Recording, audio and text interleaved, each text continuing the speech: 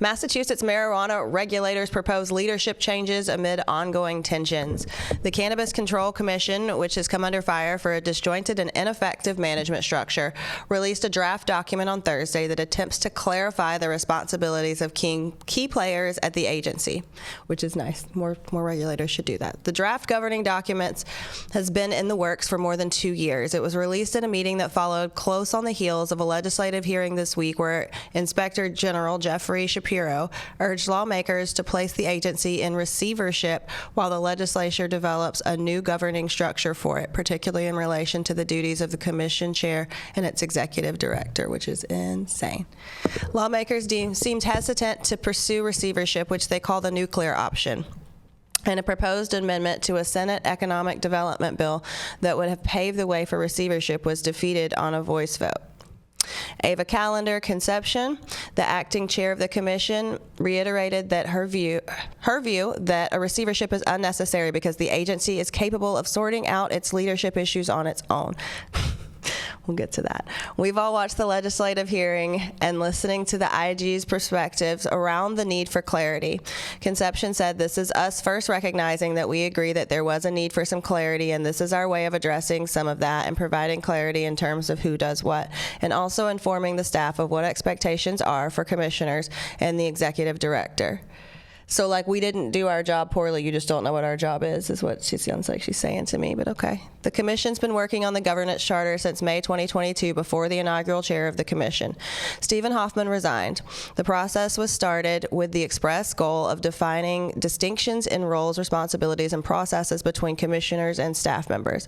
The government's charter document designates that the commission chair is the head of the agency, but puts the executive director in charge of all the staff. It states that the chair has and exercises supervision and control over all affairs of the commissioners. Meanwhile, the executive director is set to be the executive and administrative head of the commission and is tasked with managing all of the work of the commission staff. The chair and the executive director are supposed to work cooperatively according to the charter.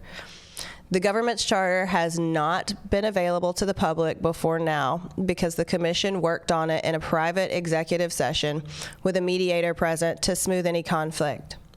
The mediation has cost the agency $160,000 since the commission first began the effort to clarify its government.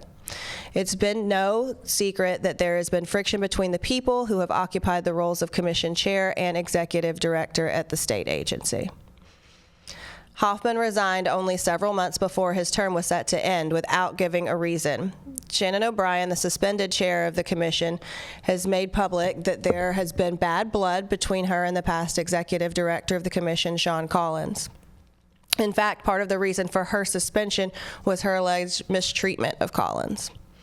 In a court filing arguing for a chance to defend herself against all allegations against her, O'Brien claimed that Hoffman resigned due to unsubstantiated allegations lodged against him and that a Cannabis Commission employee told her that she would be Hoffman 2.0. The commission has been criticized by Shapiro and others for its slow pace in releasing regulations addressing agency problems. One example is the 2-driver rule, which requires that 2 agents be in the car every time a cannabis delivery is made. Delivery companies say the high cost of using 2 drivers to make deliveries has made their businesses untenable. I could see that. The commission voted to eliminate the 2-driver rule and allow deliveries with just 1 driver in December of 2023, but new regulations implementing that decision haven't been approved yet, and commissioners indicated on Thursday that there were new regulations would not be finished for several more months, October at the earliest. Delivery licenses are currently restricted for an exclusivity period to social equity applicants, those who qualify for one of the 2 license types targeted towards individuals impacted by the war on drugs. The aim of the exclusivity period is to give businesses time to get off the ground and start making profits before bigger companies enter the market. At Thursday's public meeting, the commission kicked off the process of considering extending that exclusivity period. The CCC was slammed by Somerville City Councilor Willie Burnley Jr., who sponsored a resolution rebuking the agency for slow-walking social consumption, which he said has caused the city to lose commercial tax revenue and tourism dollars. Social consumption is one goal that the CCC has yet to deliver on.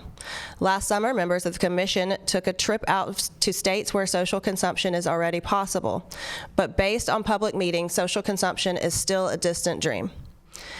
Commissioner Norris Camargo defended the commission and said that regulations take time and manpower.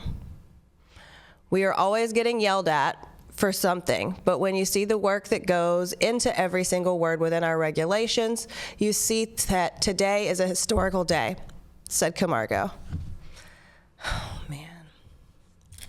All right, so I don't know how many times I should yell about social equity, but I'm going to let Jason get his words in first because I'm just not surprised, disappointed, not surprised. I mean, first of all, just the fact of their mentioning that a governing body going into receivership It's crazy. Is just hysterically insane, and the fact that at least the government knew enough to call it the nuclear option, I'll give them that much. But the fact that receivership is even a possible option within a government agency, just, I mean, man, this is just insane. Yarrow, I mean, how does a government agency even possibly go into receivership? I mean, how is that even an option? Through extreme negligence. And so the analogy that comes up for me was the permit processing in Mendocino County that was eventually taken under receivership by the state DCC because Mendocino couldn't get out of its own way and had the lowest permit processing percentage of any of the 58 counties in California, even though it is arguably one of the most strategic locations in California based on legacy production in the Emerald Triangle.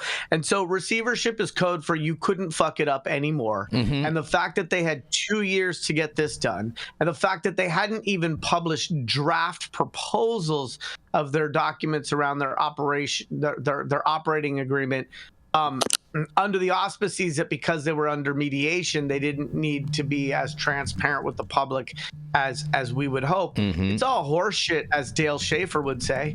And the idea, you know, when you see leadership change, I mean, the second leader was put on sort of like probation for the way she treated the first leader. I mean, the problem here is there's no accountability, there's no transparency, and to Jenny's point and her reading of the article, they're taking tours out of state to view consumption lounges. That just pains me on every level. The taxpayer is paying for these government officials to go look at consumption lounges in other states when they don't even know how to get out of their own way and they don't even know what they're looking at. They can't even get anything done anyway. But thank you so much for your field trip to Long Beach or West Hollywood or Vegas so you can see what a more functional program looks like. Doesn't make any sense. All they need to do is cut and paste some things that are already working. And when they talk about laboriously laboring over every word, motherfucker, you ain't Shakespeare, okay? This ain't gonna be the next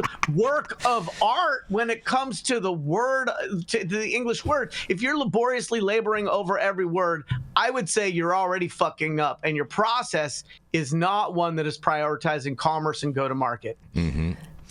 I'm loving Yarrow today. Yeah, that was fantastic, Yarrow. Like, man, I'm here for it. You're 100% right. Referencing Mendo, I just found out from Jesse at Sticky Fields Post today, there's literally 23 cultivation permits in Mendo that are active. 23 that the county has actually given out. Mendocino is the Bernie Madoff of cannabis permitting. It is a Ponzi scheme designed to take everybody's hopes and dreams and dash them on the rocks at the Cape of South Africa. It is the worst thing that's ever happened, and that county is so important. And even their 10K limitation, you're going to let cottage cultivators only grow less than a quarter acre when they're busy trying to ride price decline and profit compression, is an insult to the region.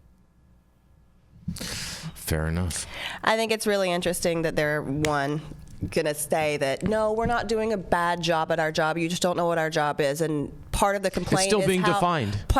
Right, and part of the complaint is how much they lag on things, and they've been writing their job description since 2022. Yeah, I mean, I don't understand, and it sounds like a bunch of people are sitting around an office fighting, so maybe that's why they're not getting anything accomplished.